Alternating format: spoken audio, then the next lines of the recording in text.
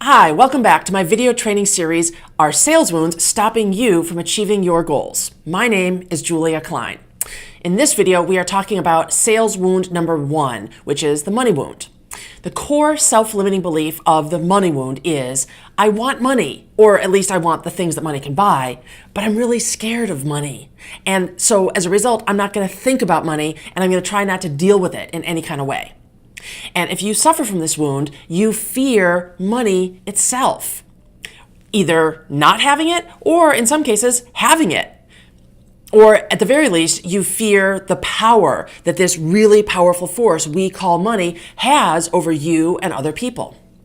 This wound can show up in at least the 3 following ways, any one of which indicates that you have work to do around your money wound. Number 1, poor money management skills. Lots of late fees, increasing credit card debt, a resistance to opening your monthly statements, etc.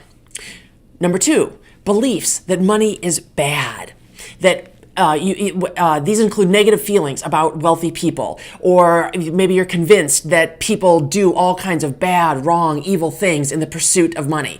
Maybe even including yourself. Maybe you feel that money brings out the worst in you.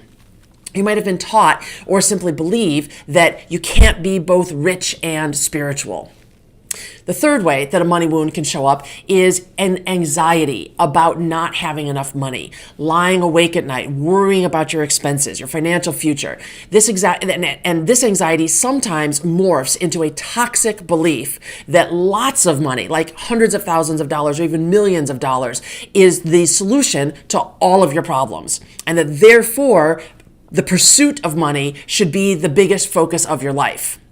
Now, I'm not a fan of austerity. I certainly enjoy nice things and I indulge in luxurious experiences from time to time. But if you get stuck in this craving for money and more money and more money just for its own sake, it becomes an addiction. And that is just as bad as an addiction to anything else. So how does this wound affect your business? Well, what happens is that while you are willing to bring in money to a certain extent, at some point, these fears start to well up in you and you think, oh no, stop, I can't take any more of this money. And you start sabotaging yourself and you come up with ways to start blowing sales and in other kinds of ways, sabotaging your professional success. Or at the other end of the spectrum, you start thinking about ways that you can bring in large amounts of money, even using some fairly questionable practices. Now, that can then in turn result in an additional wound, either the selling wound or possibly the prostitution wound, depending on what it is that you're willing to let yourself do to bring in more money. And we'll get to those wounds in just a minute. But right now, I want you to take a moment and give yourself a score of 1 to 10 about how much you think the money wound is affecting your life. And keep in mind that we're not talking about just how much money you think you have or don't have. That's not what it is. If you're broke, that you get the big score, you've got a terrible money wound. No, that's not it at all. Keep in mind that the money wound is about this tension between having money or wanting money on the one hand and being afraid of money or thinking that money can control you on the other hand. So if you have that money wound, you know it. So don't be thinking that just because you worry about money or you want to have more money or you're trying to earn more money, that's automatically a money wound. It's not necessarily the case.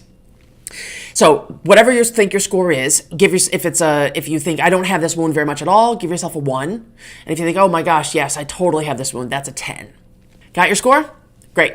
So if you gave yourself more than a 5, 5 or higher, meaning that you think you do suffer from this wound to a certain extent, what would it look like if you healed it? That's what we call the Masterpath. Whenever you're suffering from any one of these wounds, we say that you're on the student path. You're learning lessons. The wound is there to teach you something. You're growing, you're changing. And once you've completed your lessons, now you get to say that you are on the master path. So what is the master path for the money wound? It is to recognize that no matter how much money you have or don't have, or how big your bills are or not, it is possible to feel a peaceful serenity, that there's always enough money, that you have all of the wisdom that you need and the skills that it takes to master your money, and that you can be a good, loving person while also living a financially abundant life.